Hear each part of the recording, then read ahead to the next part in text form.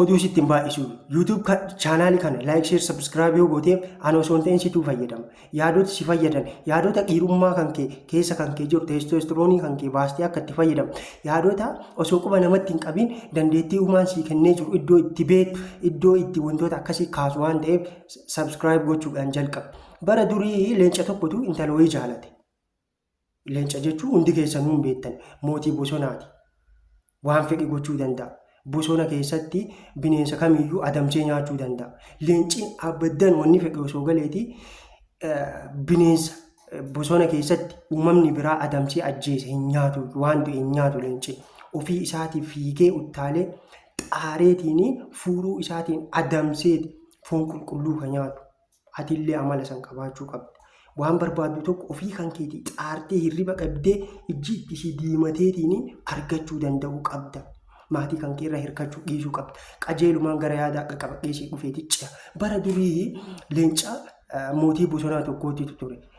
Bosona sanii gaditti naannoo bosona saniititti ammoo qotee bulaan tokko ture. Qotee bulaan kun intala bareedduu tokko qaba ture.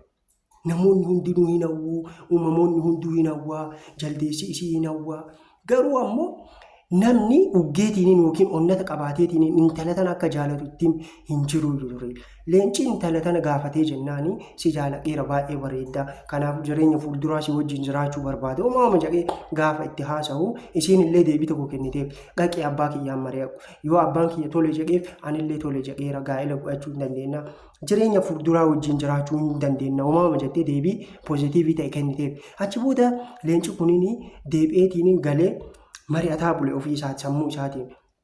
Intala tana budee humnaan fuudhumoo abbaa kakkeetiin waan inni naan jedhe dalageetiin safuudhaan seer-qabeessummaadhaan abbaa manaa ishii ta'uu jedhee ofii mari'ataa erga bulee booda ganama baheetiin abbaa mucattii sanii bira dhaqe. Gaafa dhaquu leenci kun akka mucattii san jaalateeru fuudhuu akka barbaadu uumama itti himee jennaan abbaa mucattii maal jedheeni torbee lamaa booda deebii itti yaadeetiin deebii sitti himaa jedheen. Achi booda gaafa leenci torbee lamaa booda deebi'ee namicha gaafatu abbaa mucattii gaafatu maal jedheen abbaa mucattii intalli xiyya humna hin qabdu ati ammoo jabaadha cimaadha fiiddeetiin waan feete gochuu dandeetta uttaaltee ce'uu dandeetta yoo isiin si aarsiteef dhooftee ajjeesuu dandeetta. Kanaafuu akka isii dhooftee hin ajjeefne ragaa wayii qabaachuu qaba. Akka isii miine kana isii miidhuu dhabuudhaaf maal godhuuree jedheen leencichi.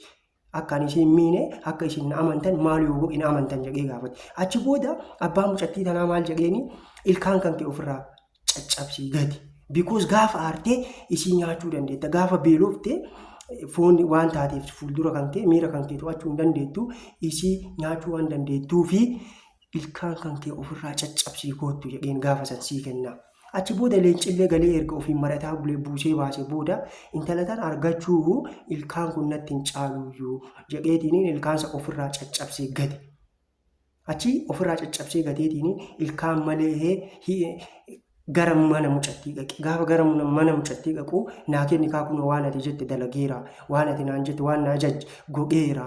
Kan hundi akka gogaa jiruu fi waan jaalala ishii qabuu fi jedheetiin abbaa mucattiiti haasa'e. Gaafa kana abbaa mucattii ammallee torbee lamaa booda koottu wanna biraa wanna hafutu jira itti yaadee sitti himaa jedheen. Torbee lamaa booda ammallee leenci kun gaafa mana mucattii sanii dhaqu mana abbaa mucattii sanii deemu abbaa mucattii ulaagaa biraa kaa'eef. Maal jedheen amma immoo atini akkuma gaafa duraa siin jedhe san humna qabda. Cifaan kan kee waan xiqqoo yaa akkana godhee cicciree lafa buusuu danda'a. Dhiigni akka gangala'u gochuu danda'a.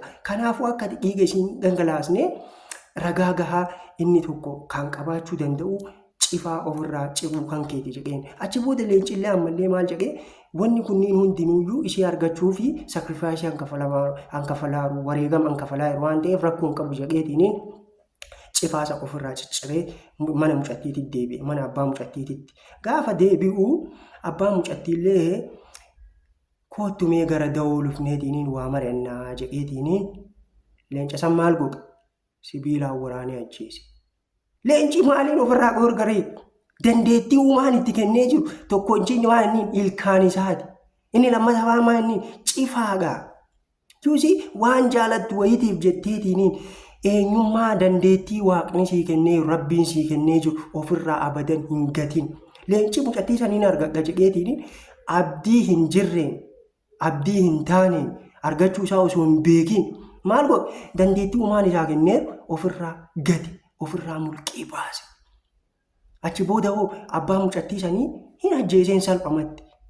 Yuusi dandeettii uumaan sii kennee jiru ittiin fayyadamtu taanaan waan kamiinuu dursitee dandeettii san hin kunuunsitu taanaan wanni atiin dandeettii san dabarsitee kennaafii jirtu sun deebisee si ajjeesa. Think about it. Itti yaadi. Okay?